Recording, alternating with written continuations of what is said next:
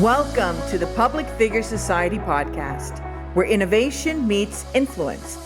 If you're building a brand, leading a movement, or shaping the future, you are in the right place. We bring you the insights, strategies, and stories that fuel the world's most impactful public figures.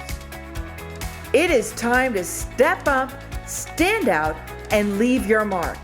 Let's dive in.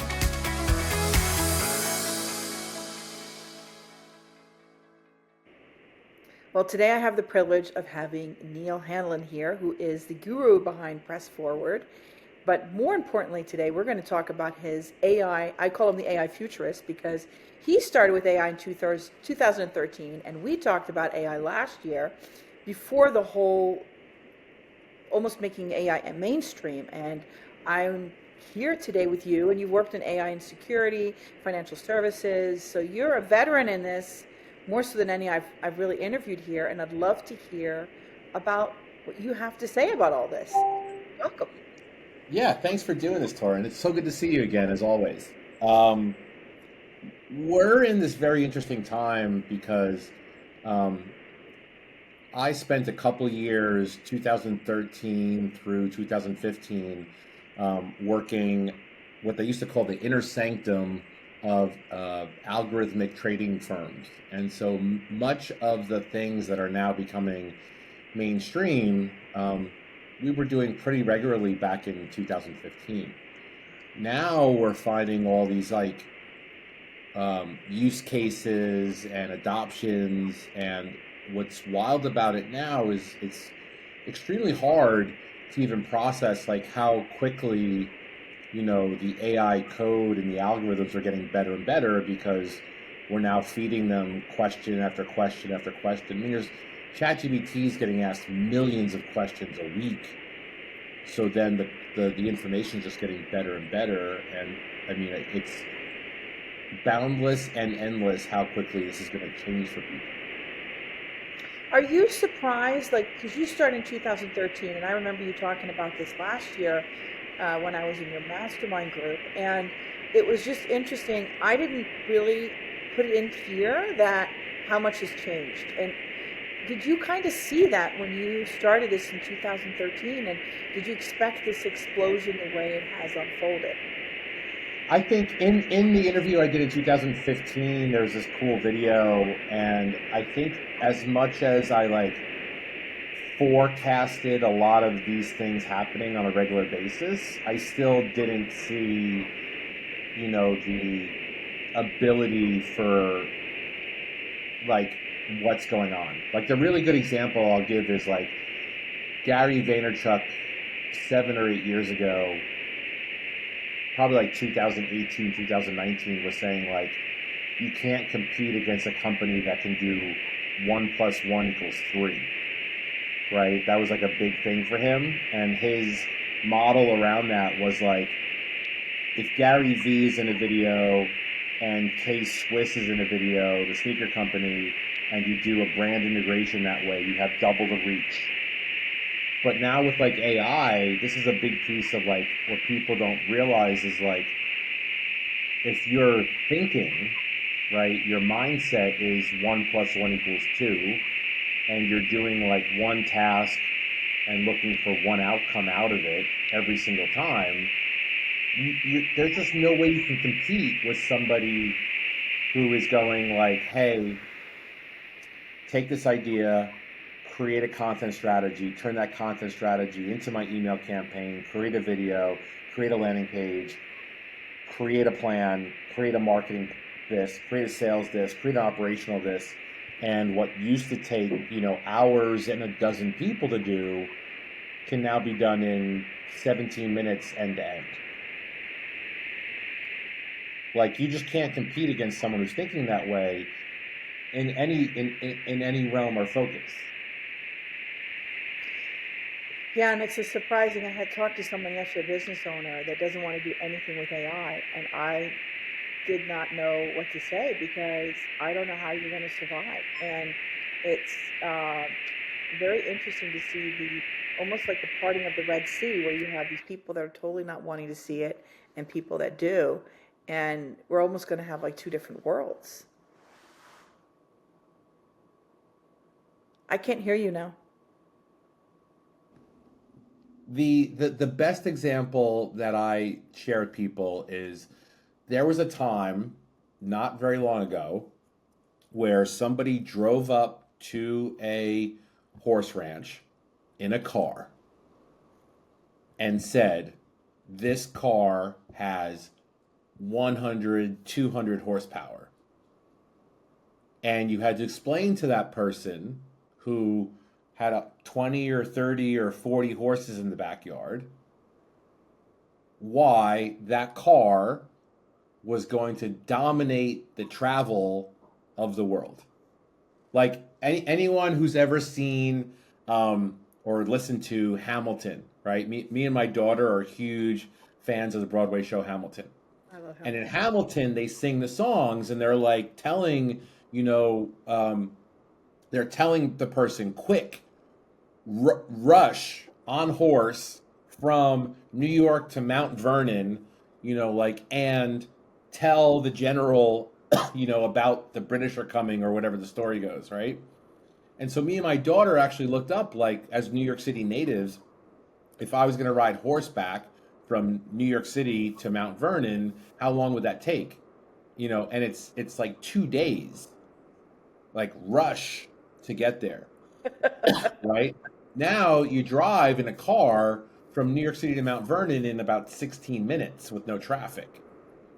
Right. So for anybody who's like is sitting there going like I'm just not going to do it. Like you are literally the horse broker who doesn't see the car coming and doesn't recognize how fast this is going to change things.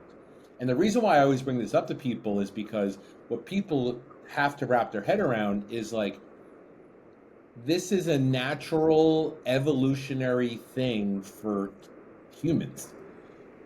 We were cold and we figured out how to make fire. Life changed immediately, right?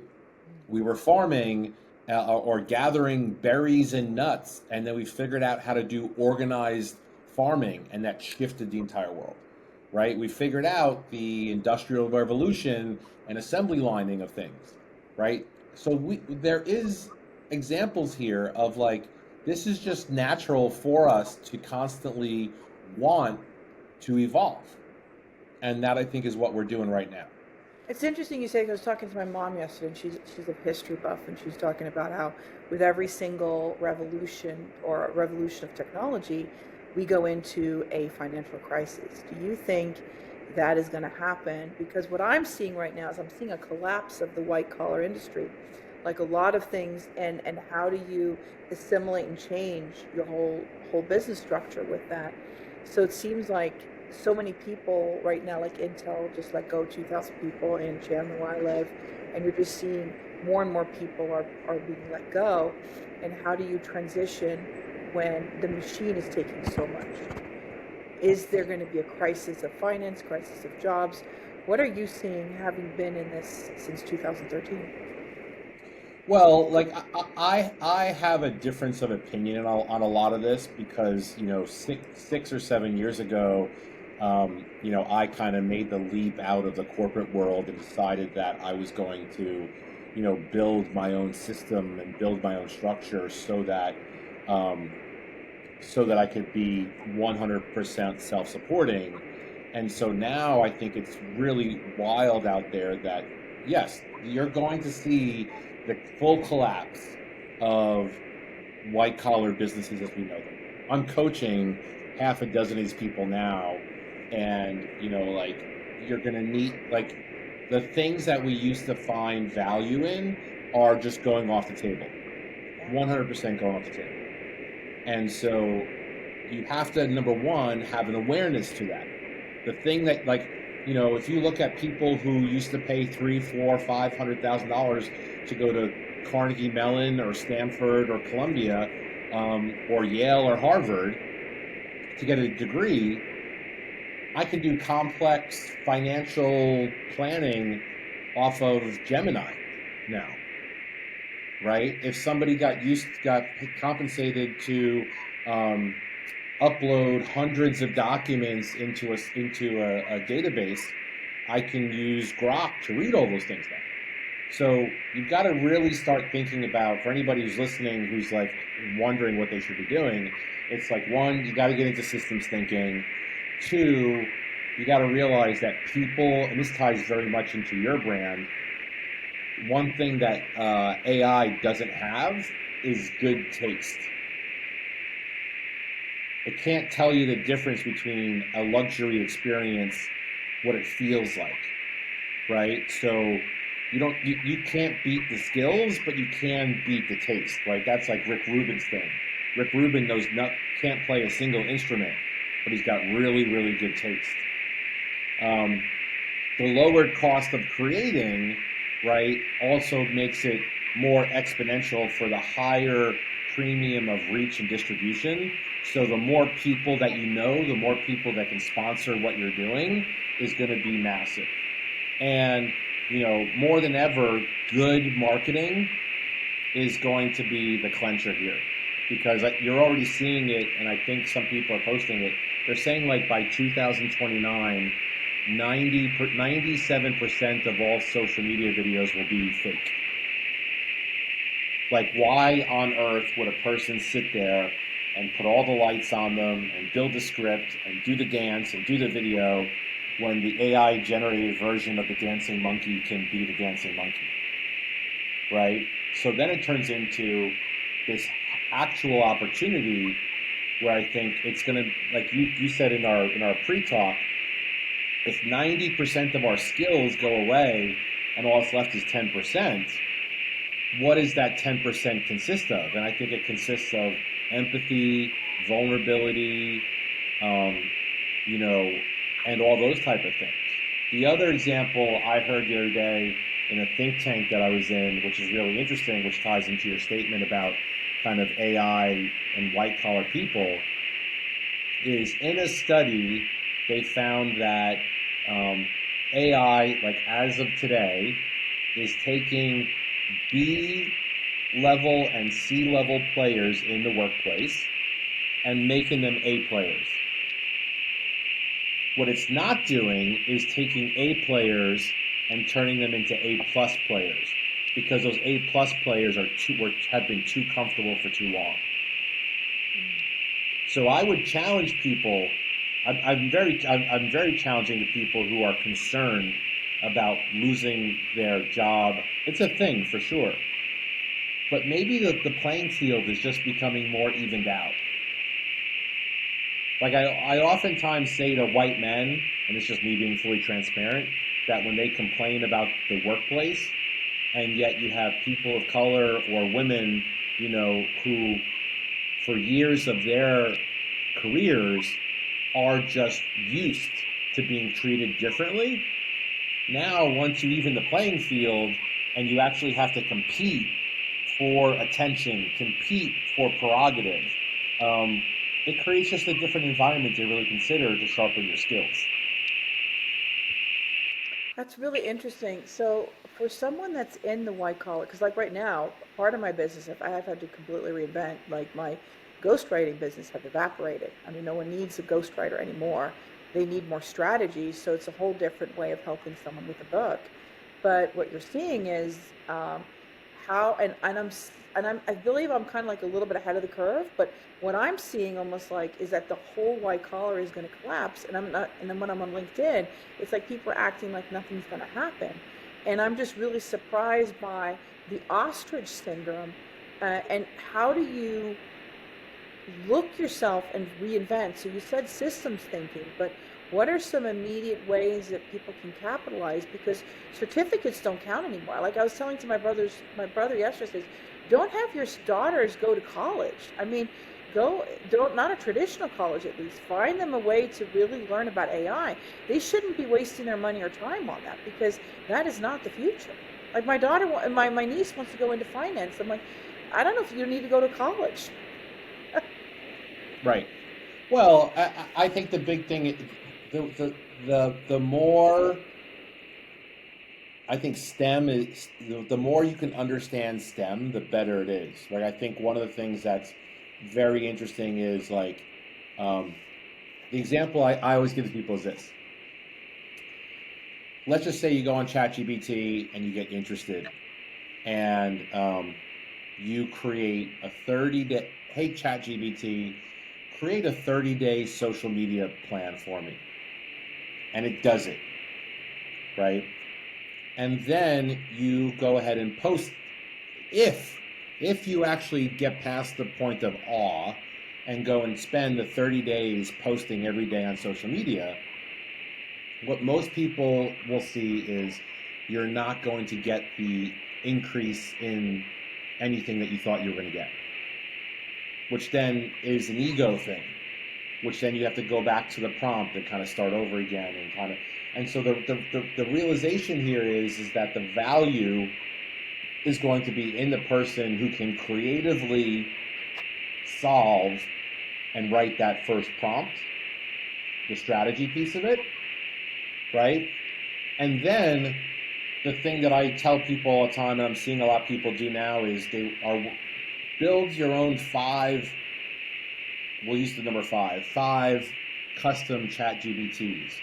Build a salesperson for yourself, build a marketing person for yourself, build a COO for yourself, build an accounting department, and build a subject matter expert in your craft. And you can literally have one person right now, like in 2025, have 5 full departments working for them. Yeah, and I've seen that. I've seen that in a business analyst organization right now that's basically taking on the whole business consulting. And he showed me on his phone his whole team. His whole team was AI. It was just him and he said, I don't even call myself the CEO. I'm just on the side saying yes or no, and then I have the programmer, and everyone else in my company are AI agents. Correct.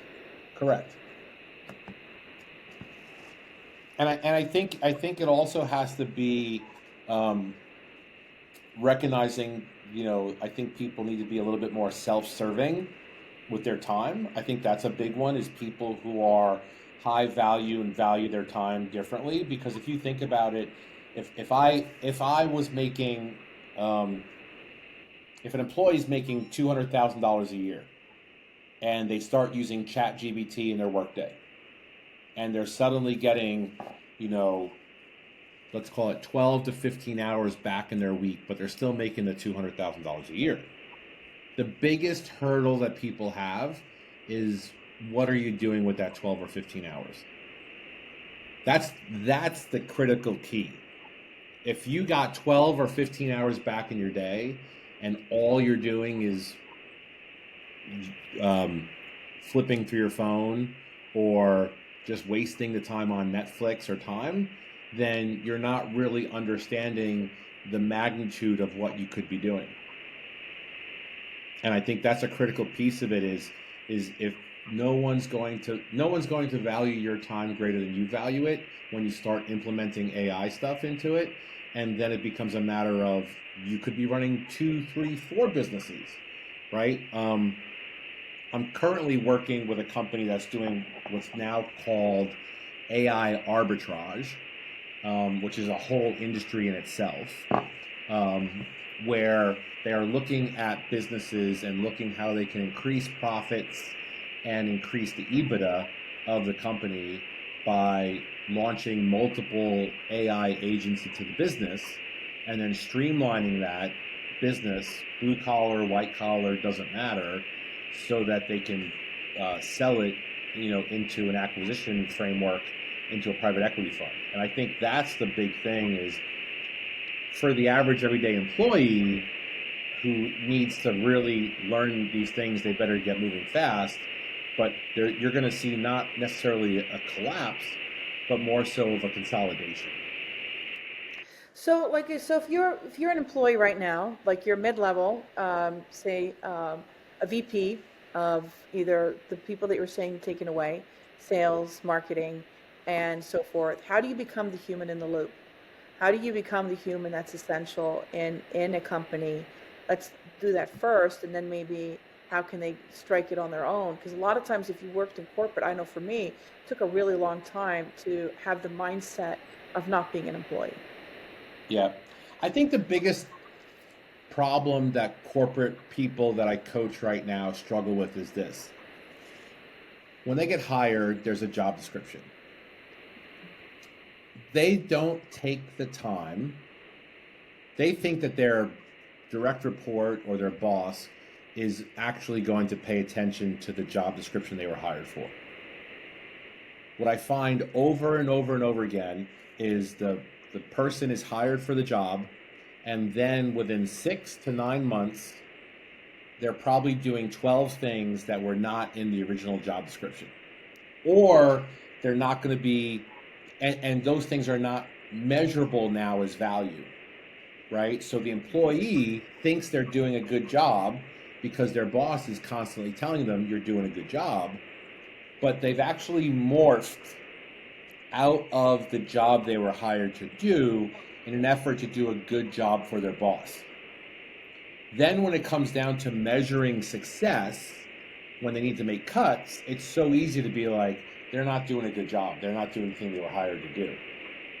So I've become a huge advocate in people that executives I'm coaching right now, to be like, when you get hired, you should take your job description to your boss and say, please prioritize these things for me. Which ones do you actually care about most? Let's put them in order of relevance. And then make sure that you know how you're going to get measured for success on all those things. If you can't be measured for success on a thing, you shouldn't be doing your job. And how that ties into AI is then you start to look at how you can actually implement AI tools into your day-to-day work in order for you to become the expert. You have to want to become the expert and want to master these things. That's the thing is anybody who's the expert is not going to be let go. It's going to be the people who are mediocre, who were just becoming yes men or yes women, versus people who are going to be experts at these things by leveraging AI tools and prompts to get there, will be indispensable. So going on to that then, so what kind of, because when you're talking about systems thinking and so forth, where would someone you recommend start with this? Like where would you have them start? Because like what I like when someone says, if you're just using Chat GPT as Google, you're way behind. Totally. You're way behind. I think it starts in two places. One, it starts with treating any, agentic AI thing, ChatGPT, Grok, Claude, all the things, treating it like an intern on day one. An intern shows up in the office. You can't just throw your work at it and be like, do it the way I want you to do it, right? You're right. Right. So it's actually like training the Chat GBT. Like here's the way I like things. Here's how I think. Here's the way I want to position. So you train it on, as an intern. Then the second step would be to then, give some of the influences that come into your train of thought. Right? So, I look for influences from Tony Robbins and Mel Robbins and from this person and from this person. So please consider these influences in your thinking. And then also I train all the ChatGPTs I work with on, I'm a big systems methodology guy. So I'm always like, the methodology I'd like you to use is this. And, one of the things that I talk to, like, I say it over and over again, one of the hardest things about all of this is going to be that before you have an emotional problem, you always have a math problem in business.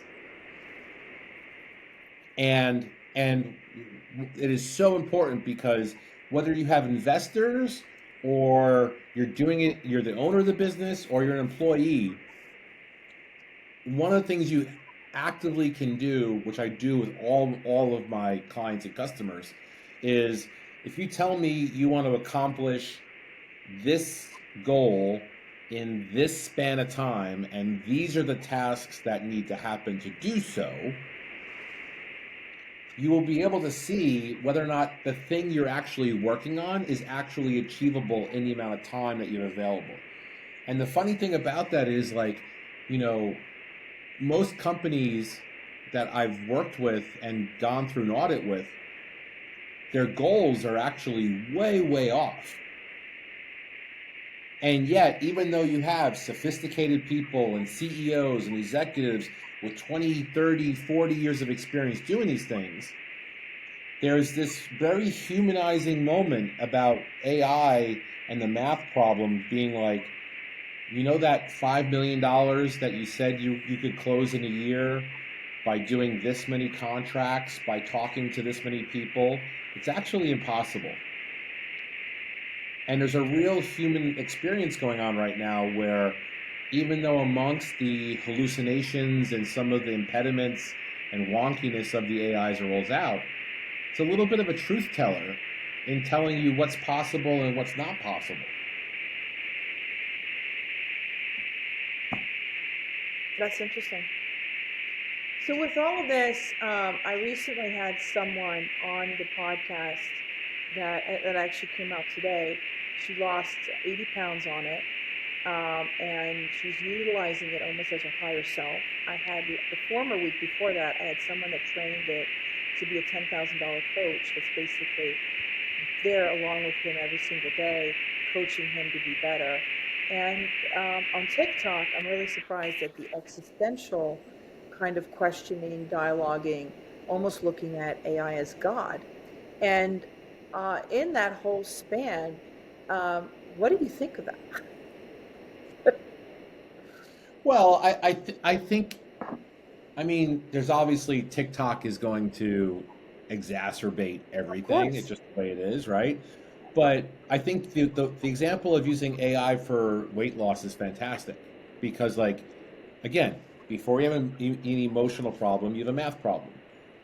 So if you go on ChatGPT and you type in, I weigh this much, and I want to weigh this much, and my body type is this, and a couple other variables, and it says, if you want to lose 1.5 pounds, you know, per week at this time, like, it literally gives you the steps.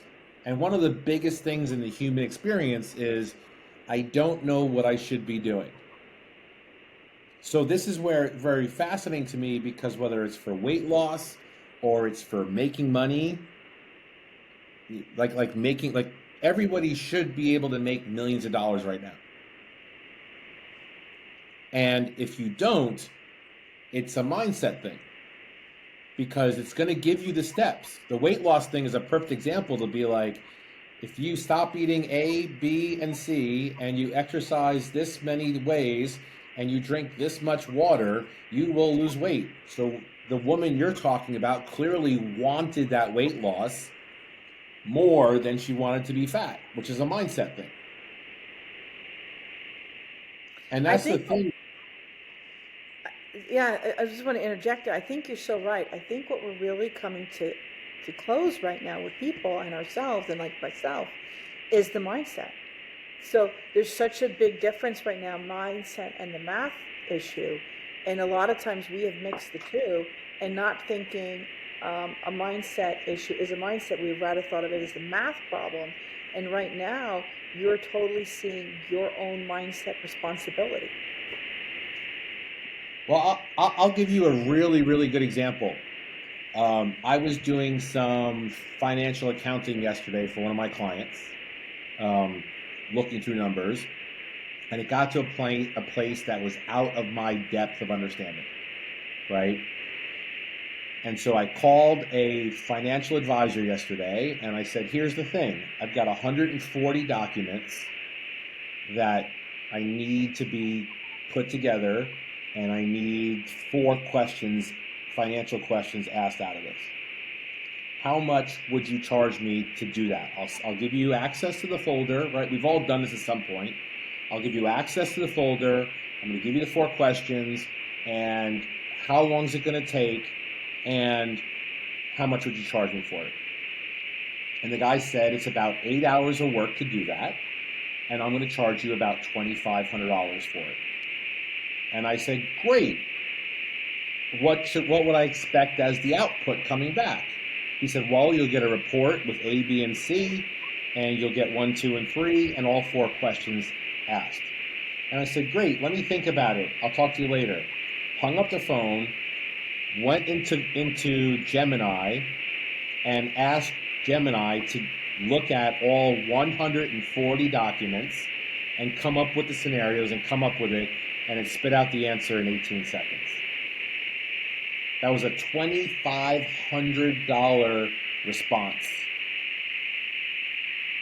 8 hours of work, all done in about 35 minutes. And so, like, one of the things that I've become very clear and passionate about is I think people need to step away from the use case of the AI and start looking at the business case of the UI. It's one thing if I turn around and go, look, I can create a social media post out of this, right? That's a wow factor, right? But if you are in the workplace and you start thinking about how you can actually save your time or monetize your time, that's a business case. And if you can shift into that mindset of like, what's the business case, you will immediately start to buy back more time in your day, like Dan Martell says. You will get more momentum because you won't be fatiguing yourself with all the Excel sheets and everything else. And you're going to get just more intellectually stimulated because you're going to be working on bigger, larger problems. Right? That's a big piece of people's scarcity is like they've gotten used to being compensated for working on problems that have already been solved in the population. And that is a huge unraveling that has to go on for people. So when you think about this in the greater society, what do you think should be the responsibility of government right now to help people with this? Because I'm not seeing much of an action. Like at least here in Phoenix, they're going to have like a report that's going to be coming out in 2026, and you kind of need to look at it now. It seems like we're coming into an impending crisis of helping people shift their mindset. What do you think of that in the greater context? Well, And you as a I've been thinking about this a lot, right? So I think what's weird about this is it's one thing to say, you know, we need to address it from a compliance standpoint and a data privacy standpoint, and where does the data go and who's got access to it. And obviously, because of my background in security, the security of people's personal, and like those are all very important things. Where I tend to lean into is two areas. The first one being, if I can summon a driverless car to come to my house and pick me up, and I no longer have a car, and I get in the car and I'm on my phone the entire time, and I take this car 30 minutes away from my home, and I get out and go to my appointment, and then I come out and I have no idea where I am because I've never been there and I didn't have to worry about how I got there. And like, what does that really do to people's thought process? That to me is a bigger challenge than learning how to use ChatGPT to make money. Like, I think that's a big, because then we're getting into basic human needs, which one of the basic human needs is to understand your surroundings and know where you are. Right? And I think that's the piece is like, there's a connectedness that's going to happen here. And that to me is something that I think the government should actually be addressing about changing the mindset around it versus more so about the compliance piece and data privacy. It's like, you just don't realize, like, once self-driving cars roll out, like, people are going to stop driving forever. You think that? Well, I think that driving your own car is going to quickly become a commodity. I think that there's going to be so many self-driving cars that are going to reduce so many accidents, that are going to reduce so many insurance premiums, that it's not going to make sense for people to drive a car. I think like the idea of like getting a 1967 Mustang, convertible, and driving it so you can drive an old car is going to become the cool thing to do. Like, remember when we used to drive our own cars? Let's rent a car for the weekend and do that. This is the thing. Like, I look at this from such a different place as kind of like a futurist. Is I was in San Francisco a couple weeks ago. I was in an Uber. The Uber pulls up to the stoplight, and a Waymo self-driving car pulls up next to us. And the Uber driver looks over, and in that moment, I'm watching as he's watching his future. Now, what's interesting about this, though, is in my mind, I go, how much longer does that Uber driver choose to drive Uber?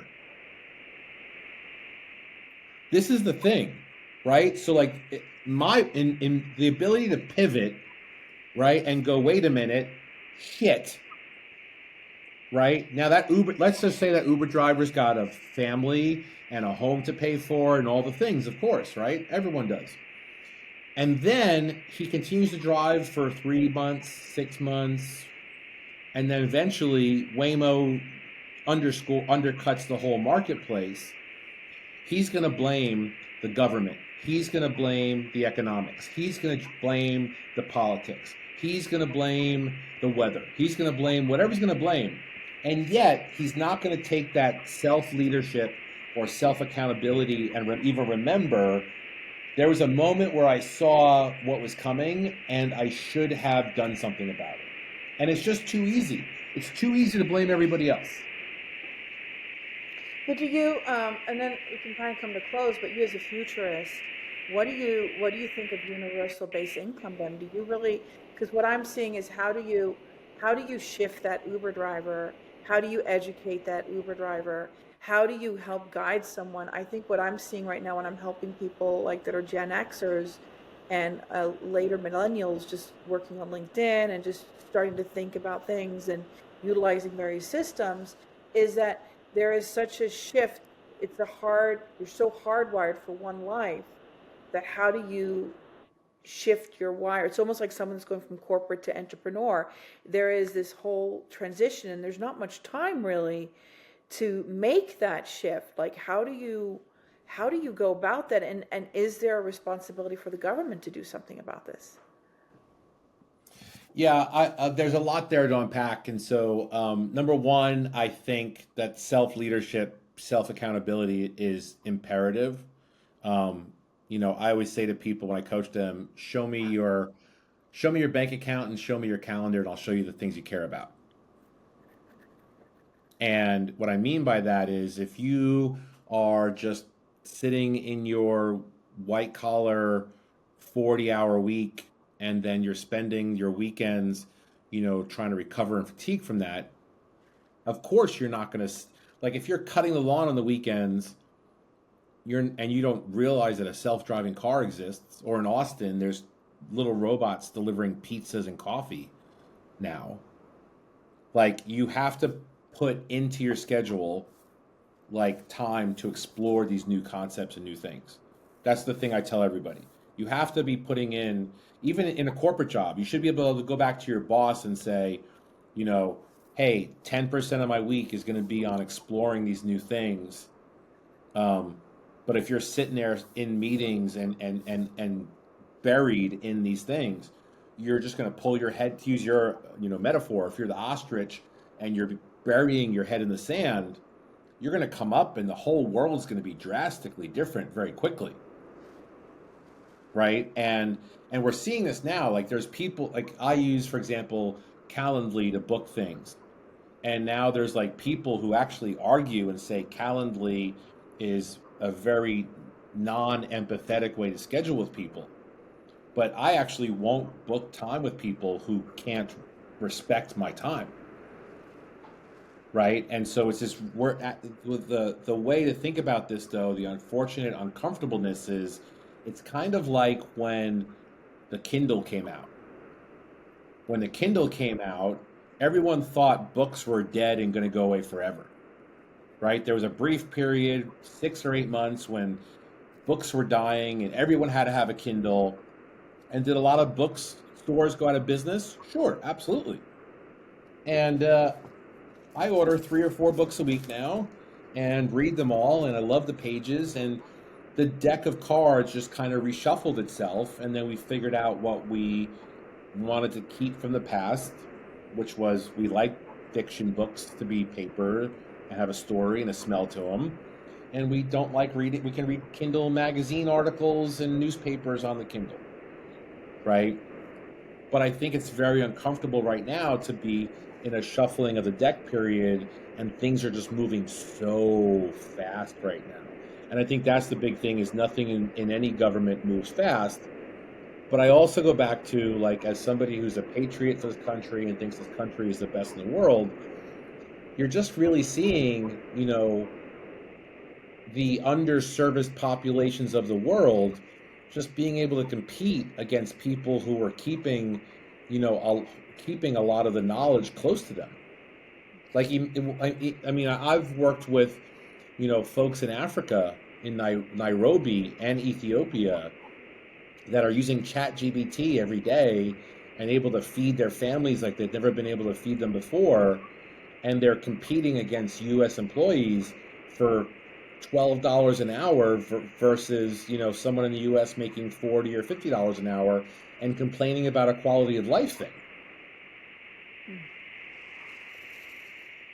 Like, at some point, there's going to have to be this point where we think about how we value people's time. The other thing I've heard recently, even in the coaching world, is they're pretty convinced that, in, let's call it 7 to 10 years, people will pay each other to go on walks together just for companionship. People will be like, that person's super empathetic. I want some empathy and some vulnerability. I'm gonna pay this person to go on a sunset walk with them. I'll pay them $200 an hour, just to have a really good conversation, because everywhere I go, there's just AI everywhere. It's so funny you say that, because that's a company that I'm actually consulting right now. Yeah, it's a thing for Doing sure. that. It's very interesting, and it's interesting to see how we're right now working with the elderly, but I was just telling her this could be expanded out because of where society is going. 100%. Wow. This has been a fantastic conversation. If you're, as the futurist you are, where do you see ourselves in 5 years from now? Or Ooh, can you even great question. that? In 5 years, if I was going to predict the way I predicted back in 2015, I think blue collar folks are multimillionaires. I think jobs that can't be done by AI or become exponentially valuable. Um, I'm fascinated by that. Um, I think that our energy transformation is going to be massively different. These silly micro grid things that we're doing are all just part of the transformation, because the amount of energy that is needed for all the AI things to move forward. And I also think, like, people have a lot more time on their hands.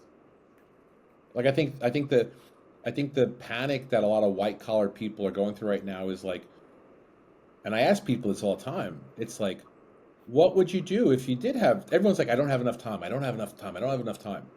And I go, what would you do if you had 20 hours back in your week and it wasn't work related?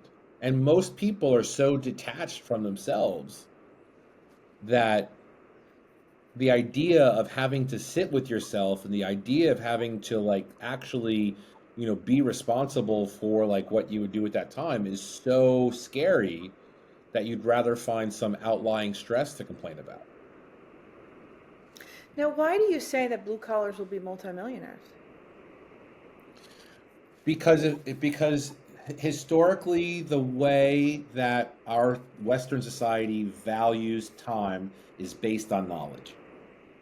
If you go to Harvard, you go to dental school, you go to med school, you become a lawyer, it's all based on you have a knowledge base based on the amount of time that you've put into something. That's our universal value of time, right? That formula is being severely disrupted right now because I now have so much knowledge available to me through neural networks and LLMs and stuff like that. So now it turns into, if a lawyer used to charge, $500 an hour, and now they can do everything in 20 minutes, or some manner of that, because an AI can help or assist. An AI can't install an HVAC duct.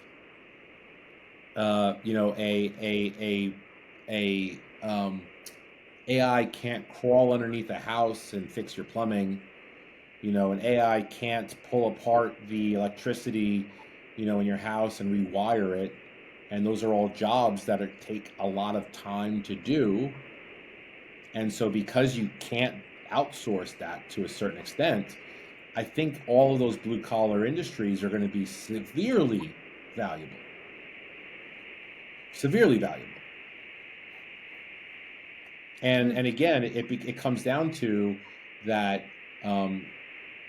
you're, like you mentioned, in this conversation, you're telling, friends don't send their kids to colleges. Well, right. But then what do you do? And it's like, well, there's a shortage of electricians, plumbers, HVAC people, data center people. And these are all jobs that, can't be done by AI tools. My youngest daughter, who is turning 14, wants to go to college to become an equine vet. And part of that reason is because I don't see a robot doing equine vet work anytime soon. You got to go get the horse. So it's stuff like that. If it's something that is, not AI-able, it's going to become exponentially valuable. Wow. That was a fantastic ending to a wonderful conversation. Yeah, always good to see you. I'll say thank you for your time, and we'll put in the show notes where we can find you, and thank you for this enlightening conversation. Thank you for listening to the Public Figure Society podcast, where innovation meets influence. If you love this episode, be sure to subscribe, follow, and leave a review. Connect with us on social media and join the conversation. Until next time, keep innovating, keep influencing, and we'll see you in the next episode.